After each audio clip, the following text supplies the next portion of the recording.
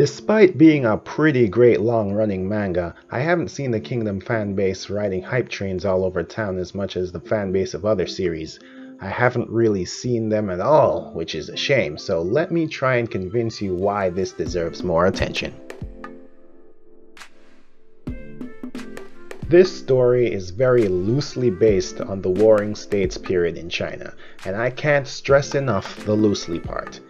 You know those movies that say based on a true story, but the only basis it has in real life is the names of the people involved? That's the levels we're talking about here. I know I already gave a spoiler warning, but before I do the general summary, I need to give a pronunciation warning. I can't say most of the names in this series.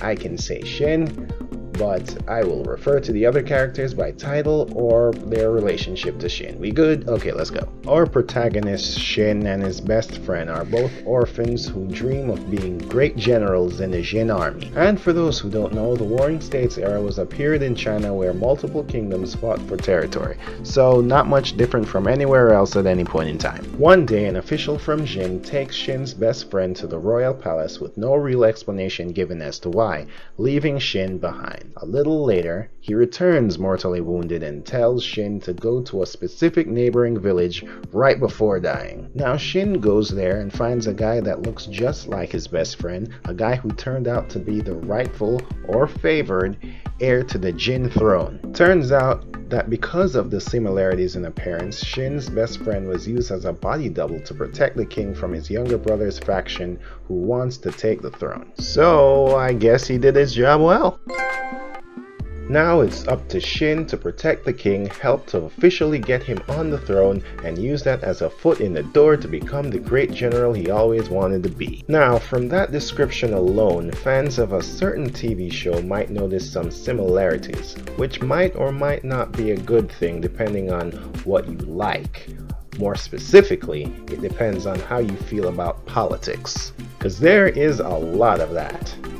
If I should break it down, Kingdom would be 40% battle strategy, 30% epic action, and 30% politics. So if you don't like watching fictionalized politics, this will be a little hard to get through, but still worth it for the action. But if you do like the dramatized version of politics, the question becomes, how good is it in Kingdom? Well, on a scale from the Star Wars prequels to the first 4 seasons of Game of Thrones, I'd say Kingdom lands right about here. That's all fine and good, but what about the 40% you mentioned earlier? How can battle strategy take up more time than the battle itself? That's a good question, split personality born from my sleep-deprived mind. You see, in battles, Kingdom doesn't just focus on Shin and his friends, the focus is on the entire Jin army, so there is a significant chunk of pages dedicated to formation and the clash of tactics between two strategists of opposing armies. But I think they're done well, and the strategies are exciting in themselves without anything else, but there are exciting one-on-one personal battles that are done amazing, and I think the strategies add to those moments. Another giant plus for this story is how it focuses on growth overall. Character growth, the growth of the Jin army, and Shin's growth in rank as he approaches his goal, being the great general. This isn't like Naruto where he starts out as a genin and stays a genin for most of the show and then suddenly he's a Kage. Shin starts out in a 3-man unit and slowly gets more and more achievements, which in turn increases the amount of men he has under his command. Then there are the ceremonies where he gets all his titles and honors bestowed upon him. Those are very significant and very satisfying moments for the reader. It feels like a direct payoff for the investment of sticking with the manga.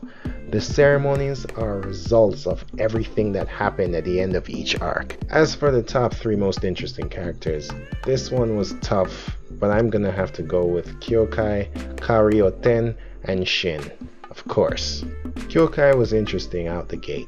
A young deadly assassin with almost supernatural abilities, she has her own tragic backstory separate from everything that's going on in Jin that could have easily been its own manga. It really does feel like she comes from a completely different story, but in a good way. Ten is the complete opposite of that. She came in as a gimmick commentary character and grew slowly and realistically into a strategist for Shin's army. In the latest chapters, you could even say she's more important than Shin when it comes to obtaining victory.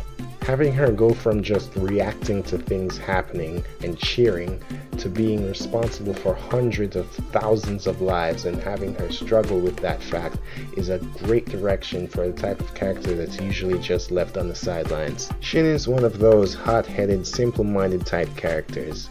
He does mature a bit as the story goes on, but just a bit, and only when it comes to warfare. But he is the one we're following. The main story is his goal to be general.